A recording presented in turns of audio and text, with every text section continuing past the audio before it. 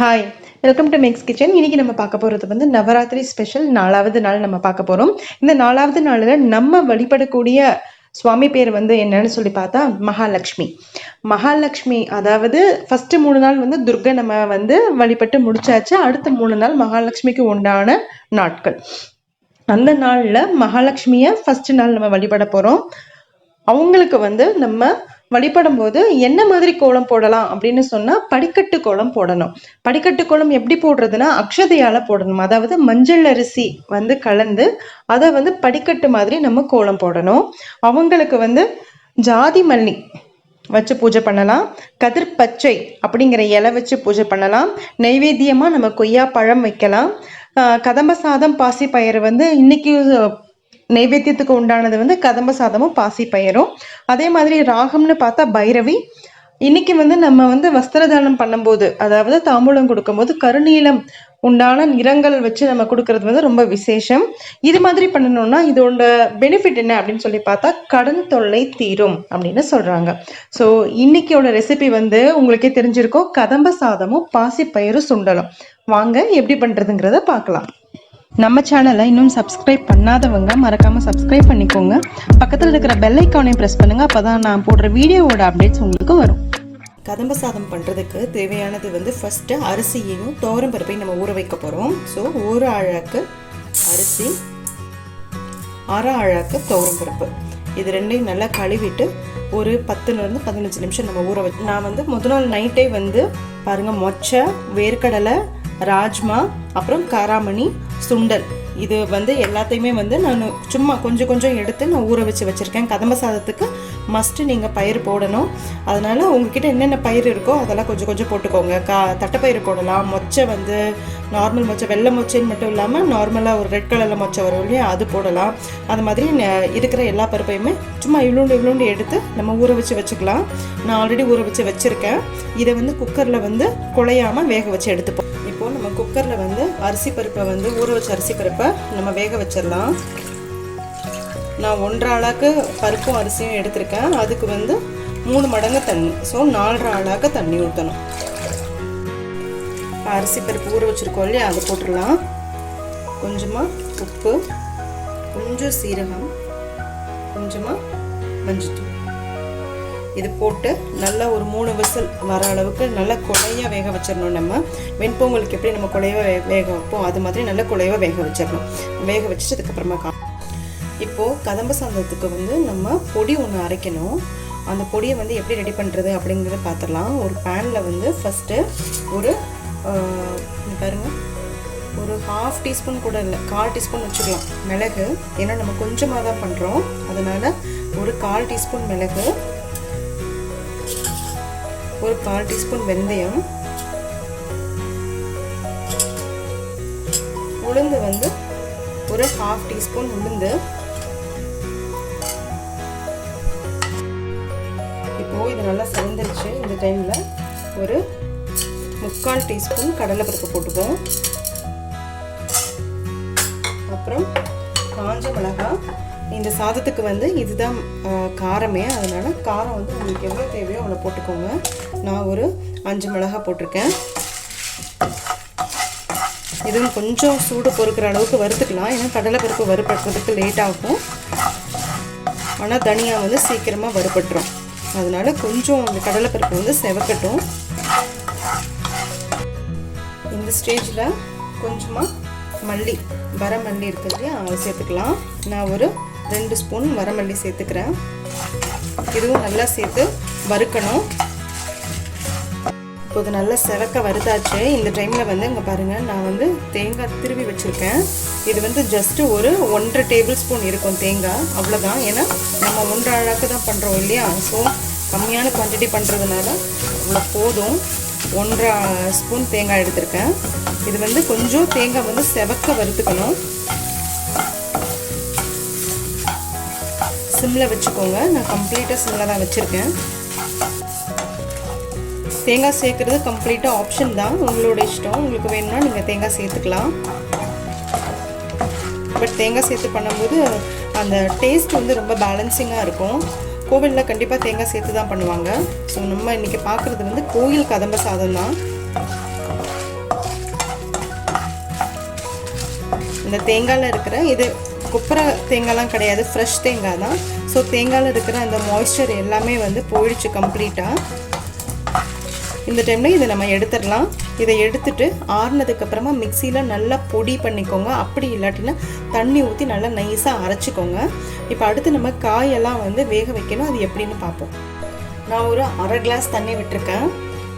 அதில் வந்து நம்ம பொடியாக, அதாவது இந்த மாதிரி க்யூபாக நறுக்கிக்கோங்க. இது வந்து பூசணிக்காய், வெள்ளை பூசணி. ஸோ வெள்ளை பூசணிக்காய் கொஞ்சம்.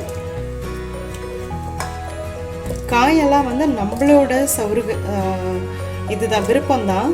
வெள்ளை பூசணி, மஞ்சள் பூசணி போடலாம், வாழைக்காய், நாட்டுக்காய் எல்லாமே போடலாங்க. அவரைக்காய், கொத்தவரங்காய், அதுக்கப்புறமா பீன்ஸு, கேரட்டு, வாழைக்காய், சவு, சக்கரவள்ளி கிழங்கு, சேப்பங்கிழங்கு, உருளைக்கிழங்கு, கத்திரிக்காய், முருங்கைக்காய், இது மாதிரி எல்லா காயும் போடலாம்.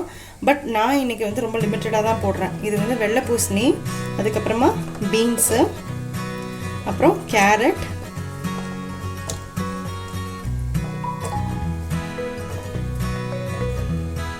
அப்புறம் சவு வந்து கொஞ்சமாக எடுத்துருக்கா, அப்புறமேல உருளைக்கிழங்கு. நான் வந்து உருளைக்கிழங்கையும் கத்திரிக்காயும் ஒன்றா வந்து கட் பண்ணி அதாவது ஊற வச்சுருக்கேன். தண்ணியில் வந்து போட்டிருக்கேன், கலர் மாறிடும்ட்டு. ஃபஸ்ட்டு வந்து கொஞ்சம் ஜாஸ்தி டைம் எடுக்கும் இல்லையா வேகிறதுக்கு, அந்த காயை ஃபஸ்ட்டு நம்ம போட்டுடலாம். பார்ப்போம். இப்போது இங்கே பாருங்கள், அது நல்லா கொதிக்குது. இந்த டைமில் நான் வந்து கத்திரிக்காய் வந்து ஒரு 2 கத்திரிக்காய் கட் பண்ணி வச்சுருக்கேன். அந்த கத்திரிக்காவை போட்டுக்கோங்க. வாழைக்காயில் ஒரு 1/2 வாழைக்காய் கட் பண்ணி வச்சுருக்கேன். நீங்கள் வந்து அவரைக்காய், கொத்தவரங்காய் அது எல்லாமே போட்டுக்கலாம், ரொம்ப சௌரியம்தான். அதுக்கப்புறமா கொஞ்சமாக மஞ்சப்பொடி, கொஞ்சம் உப்பு, காய்க்கு தேவையான அளவு. ஆல்ரெடி அரிசி பருப்பு வேக வைக்கும்போது உப்பு போட்டிருக்கோம். ஸோ பார்த்துட்டு போடணும், அளவாக போட்டுக்கோங்க. அப்புறம் புளி தண்ணி நான் ஆல்ரெடி கரைச்சி வச்சுருக்கேன். ஒரு பெரிய எலுமிச்சம்பழம் அளவு புளியை நல்லா கரைச்சிட்டு அதை நம்ம தண்ணியில் வந்து சுடு தண்ணியில் போட்டு நீங்கள் ஊற வச்சுருந்தீங்கன்னா அது நல்லா உங்களுக்கு ஈஸியாக வந்து கரைக்கிறதுக்கு வரும். நல்ல ஜூஸும் ஜாஸ்தி வரும். ஸோ அந்த மாதிரி கரைச்சதை வந்து நான் இப்போ போட்டிருக்கேன். நான் வந்து ஒரு 3 குழிக்கரண்டி புளி போட்டிருப்பேன். ஏன்னா நம்ம இதில் வெங்காயம், தக்காளி எதுவுமே சேர்க்க போகிறது கிடையாது. சாமிக்கு படைக்கும்போது வந்து வெங்காயம்லாம் நம்ம சேர்க்க மாட்டோம் இல்லையா. இது கொஞ்சம் நேரம் நல்லா வேகட்டும். நம்ம வந்து ஆல்ரெடி அரிசி பருப்பு வந்து வேக வச்சு தனியாக வச்சுருக்கோம். அதையும் நல்லா வந்து கரண்டியில் வச்சு நல்லா மசிச்சுக்கலாம். அதுக்கப்புறமா வந்து நான் தனியாக வந்து இது பாருங்கள், ராஜ்மா, வெள்ளை கொண்டக்கடலை, வேர்க்கடலை, மொச்சை, அப்புறம் வந்து காராமணி இருக்கு இல்லையா, தட்டைப்பயிறு, அது எல்லாத்தையுமே நான் வந்து வேக வச்சு வச்சுருக்கேன். எல்லாமே இவ்வளோண்டு தான் போட்டேன், வேக வச்சு எடுத்து வச்சுருக்கேன். ஸோ இந்த காய் வந்து கொஞ்சம் வெந்ததுக்கப்புறமா நம்ம இந்த பயரையும் சேர்த்து இதோட போட்டுருவோம். ஆல்ரெடி வந்து நான் மிக்சியில் வந்து நம்ம முன்னாடியே வறுத்துருந்தோம் இல்லையா, அதையும் நான் வந்து அரைச்சி வச்சுட்டேன், பொடி பண்ணி வச்சுட்டேன். பாருங்கள் இவ்வளோ சூப்பராக நல்லா வெந்துருச்சுன்ட்டு. இப்போது ஆல்ரெடி நம்ம அரைச்சி வச்சுருக்கோம் இந்த பொடி. செம்ம ஸ்மெல்லு, சூப்பராக இருக்குது இந்த பொடியோட ஸ்மெல்லு. இதுக்கு வந்து தேவையான அளவு உங்களுக்கு எவ்வளோ தேவையோ அவ்வளோ தூரம் போட்டுக்கோங்க. 3 ஸ்பூன் போட்டேன்னா அதுக்கப்புறமா வேக வச்ச பருப்பு, அந்த பயிர் எல்லாத்தையும் போட்டுட்டு தண்ணி ஊற்றிக்கோங்க. பச்சை தண்ணி ஊற்ற வேண்டாம். பச்சை தண்ணி ஊற்றினா கொஞ்சம் லேட் ஆகும். எப்போயுமே கொஞ்சம் சைமல்டேனியஸாக வந்து உங்கள்கிட்ட வந்து கெட்டில் இருந்ததுன்னா கெட்டிலில் வந்து தண்ணி வச்சுக்கோங்க. எப்போயுமே சூடாக கொஞ்சம் தண்ணி, அப்படி இல்லாட்டினா இன்னொரு அடுப்பில் வந்து சுடு தண்ணி வச்சுக்கோங்க. சுடு தண்ணி வைக்கும்போது என்னென்னா மறுபடியும் ஃபஸ்ட்லேருந்து அந்த தண்ணி ஹீட்டாகி செஞ்சு இது மறுபடியும் கொதிக்கணும்னு அவசியம் இல்லை. ஆல்ரெடி ஹீட் பண்ண தண்ணி இருக்கிறதுனால சட்டுன்னு நமக்கு வேலையும் ஆகிடும். அதனால் கொஞ்சம் தண்ணி ஊற்றிக்கிறேன்.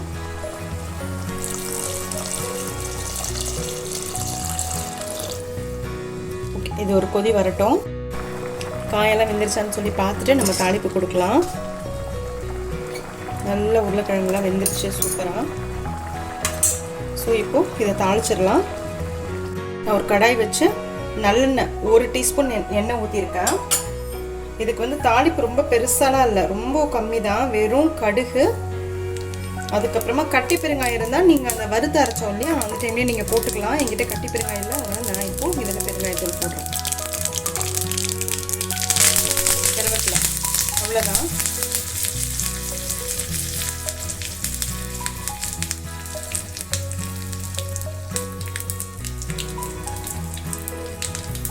இதை வந்து இதில் கொட்டிட்டு, ப்ளஸ் இதில் இன்னொரு வேலையும் இருக்குது. கொஞ்சமாக எண்ணெய் ஊற்றிக்கோங்க.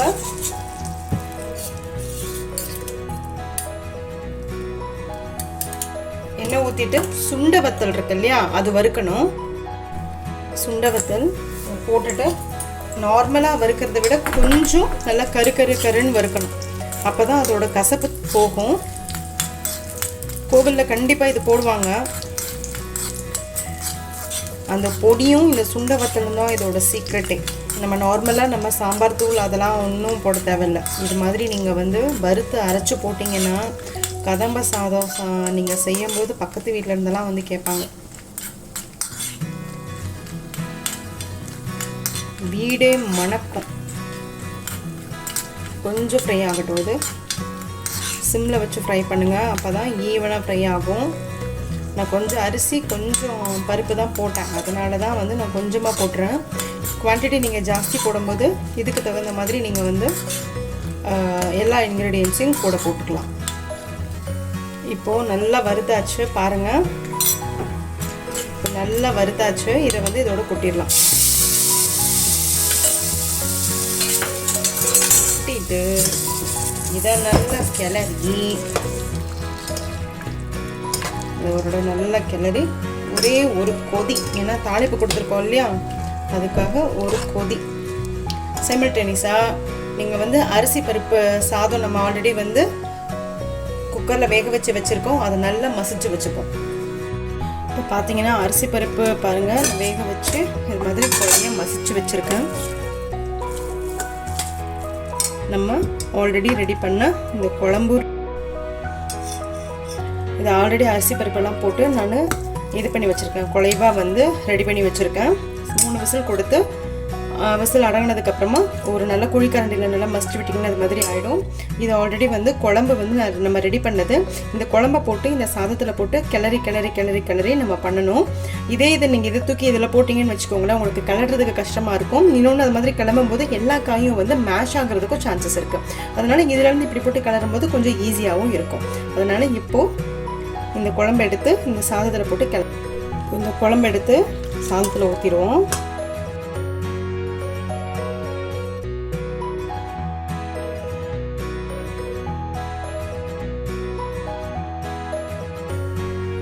இப்போ கிளறியாச்சு. உங்களுக்கு இந்த மாதிரி இருக்கும்போது ஆறுச்சுன்னா கண்டிப்பாக வந்து சாதம் வந்து கெட்டியாகும், ஏன்னா பருப்பு போட்டிருக்கிறதுனால. அதனால் இன்னும் கொஞ்சம் குழம்பு ஊற்றி கொஞ்சம் தலை நம்ம கிளறிப்போம். அவ்வளோதான், சூப்பரான கோவில் கதம்ப சாதம் ரெடி. பாருங்கள் எவ்வளோ சூப்பராக இருக்குன்னு. சாமிக்கு வச்சதுக்கப்புறமா இதை நீங்கள் சாப்பிட்டு பாருங்கள். வெறும் அப்பளம் இருந்தாலும் போதும், இந்த சாதம் வந்து அப்படி போகும். சுட சுட சாப்பிட்றதுக்கு அவ்வளோ சூப்பராக இருக்கும். அதுவும் வாழை இலை இல்லாட்டினா தொன்னையில் சாப்பிடுங்க, ரொம்ப ரொம்ப ரொம்ப நல்லாயிருக்கும்.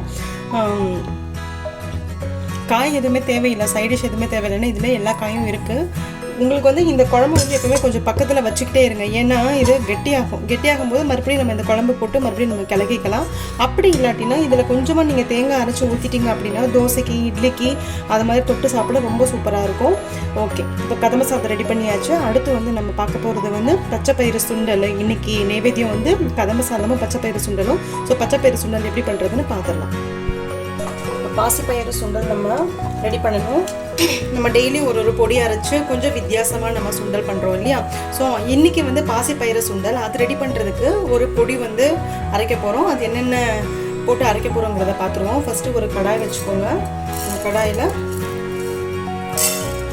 ஒரு 1/2 டேபிள் ஸ்பூன் கடலைப்பருப்பு, காரத்துக்கு தகுந்த மாதிரி 2 வரமிளகா, அதுக்கப்புறமா கொஞ்சமாக கசகசா,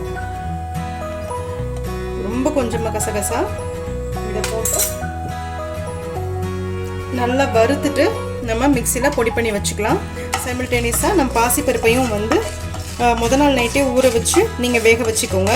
ஊற வச்சிங்க அப்படின்னு சொன்னால் நீங்கள் வந்து கடாயில் போட்டுட்டு நீங்கள் வேக வைங்க, அப்போ உங்களுக்கு குழையாமல் கிடைக்கும். இது ஊற வைக்கல அப்படின்னு சொன்னால் நீங்கள் வந்து குக்கரில் வந்து ஒரு 4-5 விசில் விட்டு நீங்கள் வேக வச்சு எடுத்துக்கலாம். நான் ஆல்ரெடி வேக வச்சு வச்சுருக்கேன் தனியாகவே. ஸோ இந்த பொடி அரைக்கிறது மட்டும்தான் கொஞ்சம் டைம் எடுக்கும், ஒரு 2 நிமிஷம் ஆகும்னு வைங்களேன். இதை கொஞ்சம் வறுத்து எடுக்க நம்ம பாசிப்பயிரை வேக வச்சு வச்சிருந்தா சட்னி தாளிச்சிடலாம்.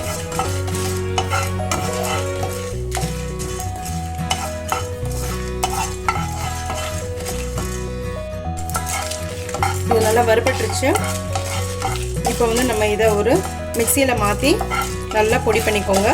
அப்புறமேல நம்ம பயிரை தாளிச்சிருவோம். கொஞ்சமாக எண்ணெய் ஊற்றிக்கோங்க. எண்ணெய் கொஞ்சம் காஞ்சிருச்சு.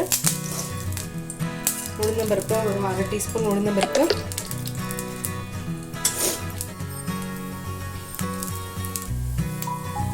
ஒரு 1/2 டீஸ்பூன் கடுகு,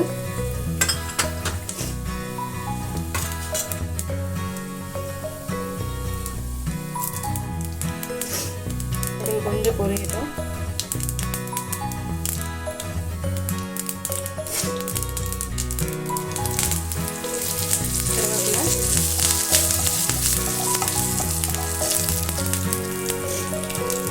தாளிக்கிறதுக்காக ஆல்ரெடி வேக வச்சு வச்சிருந்த பாசிப்பயிறு.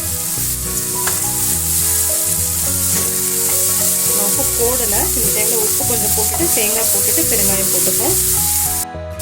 இப்போ தேங்காய்,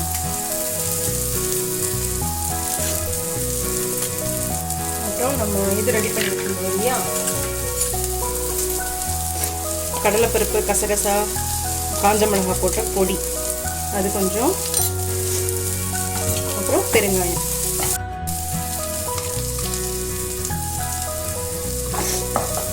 அவ்வளோதான். பாசிப்பயிறு சுண்டலும் ரெடி ஆகிடுச்சு. இப்போ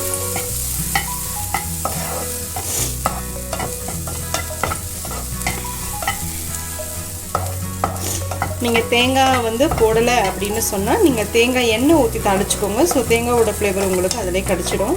நான் தேங்காய் போட்டிருக்கேன், அதனால தான் நான் நார்மல் எண்ணெயிலேயே நான் வந்து தாளிச்சிடுறேன். அவ்வளோதான், சுண்டல் ரெடி ஆகிடுச்சு.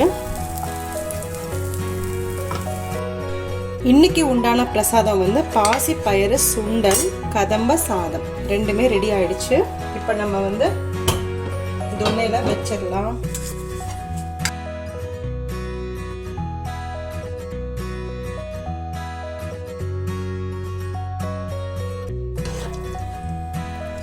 இதில் எல்லா வெஜிடபிள்ஸும் இருக்குது. நீங்கள் வந்து இதை வந்து வீட்டில் நீங்கள் பண்ணும்போது உங்களுக்கு வந்து இது கூட நீங்கள் போட்டுக்கலாம். வரகரிசி, அப்புறம் குதிரைவாளி, சாமை, அந்த மாதிரி சாதத்தில் கூட நீங்கள் இது பண்ணிக்கலாம். சூப்பரான கோவில் ஸ்டைலில் கதம்ப சாதமும் பாசிப்பயிறு சுண்டலும் ரெடி பிரசாதத்துக்கு.